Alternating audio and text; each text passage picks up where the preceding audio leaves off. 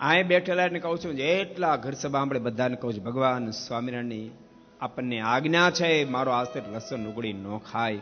ભક્તો બીજી કોઈ વાતને ન જો, શું કામ ખાવી શું કામ ન ખાય, મારા ઈષ્ટ મને આજ્ઞા કરે છે માટે ન ખાય, બસ વાત પતી ગઈ. જોકે શાસ્ત્રમાં આયુર્વેદ વગેરેની અંદર યોગ વગેરે શાસ્ત્રમાં સંપૂર્ણ નિષેધ લખ્યો, જેને આધ્યાત્મિક પથે પ્રગતિ કરવી અને લસણ ઉગડી ન ખાવું, આમ બહુ સ્પષ્ટ લખ્યું છે.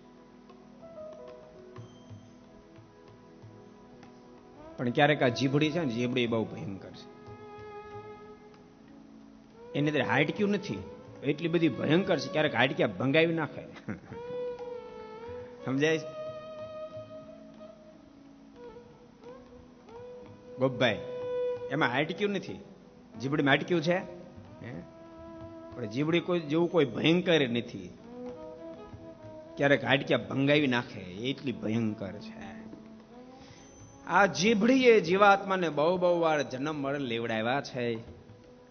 નહીં બોલવાનું બોલે છે, નહીં ખાવાના સ્વાદને ખાય છે.